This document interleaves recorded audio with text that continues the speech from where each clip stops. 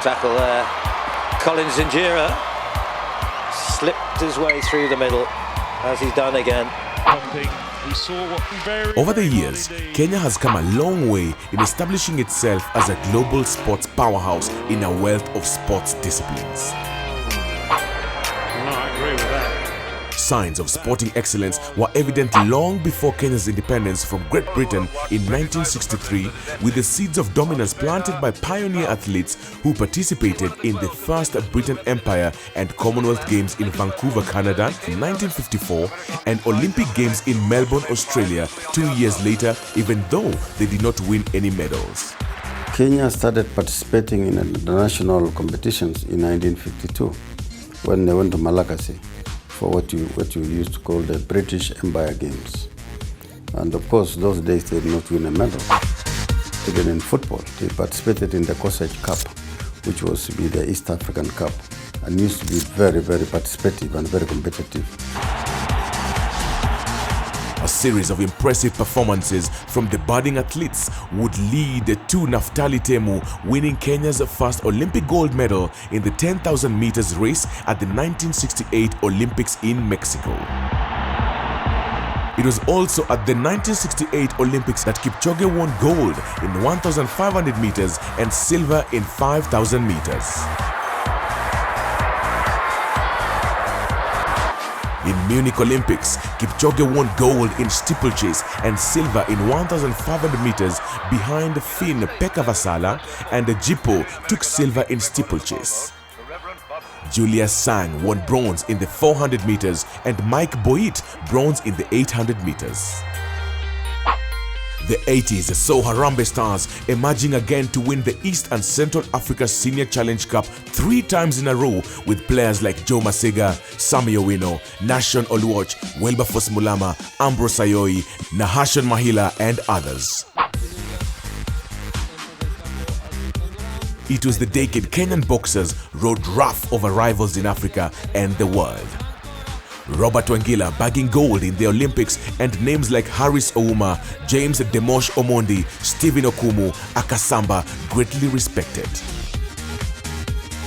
The Kenyan Safari Rally gained global notoriety for its ruthlessness, earning a World Rally Championship Series status.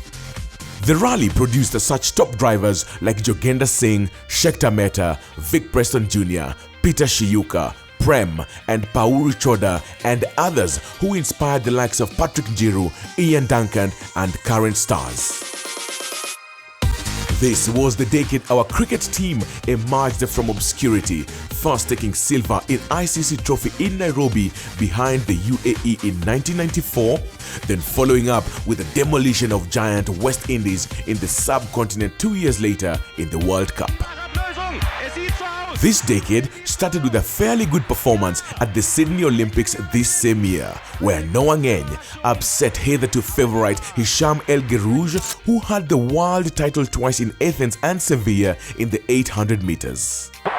As expected, 3,000 meter steeplechase was won by Ruben Kosgei with Wilson Boyd Kipketer in second place.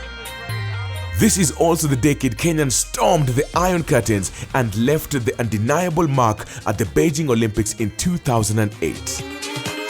Pamela Jelimo, better known as Kapsabet Express, became the first Kenyan woman to win an Olympic gold in 800 meters. The late Samuel Wanjiru became the first Kenyan to win a marathon gold at the Olympics. The Kenyan national sevens team materialized as an elite revelation of the 2000 decade, with the sensational winger Collins Injera becoming the top try scorer for the 2008-2009 IRB Sevens World Series season with 42 tries. Well, Fiji to face. The team also made headlines across the globe during the 2009 Rugby Sevens World Cup, knocking out the cup defending champions Fiji in the quarterfinals.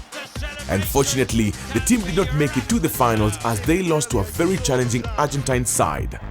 And there it is, here comes. The decade would also witness the supremacy of Kenyan athletes in marathons and other road races. Catherine Dereba, Robert Cheriot, Martin Lell all emerged and dominated every major race.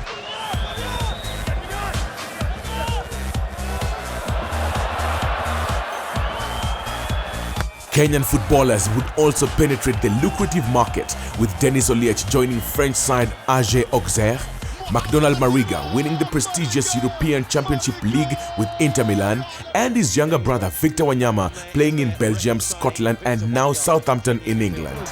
With Solomon finishing, but Rudisha, what's the time? Still fresh in most Kenyans' minds, David Rudisha exhibited a rare spectacle, smashing his own record in the 800-meter race. This was then followed by Ezekiel Kemboi, ensuring that Kenya maintains its firm grip on the 3,000 meters men's steeplechase by winning the London 2012 gold medal. Kemboi and Kip Keino remain the only Kenyans to have won Olympic gold medals twice, the former in Athens in 2004 and London, and the latter in Mexico and Munich. In the next 5 years, I want to see Kenya participating in the World Cup. I want to see Kenya participating even in the world of women football.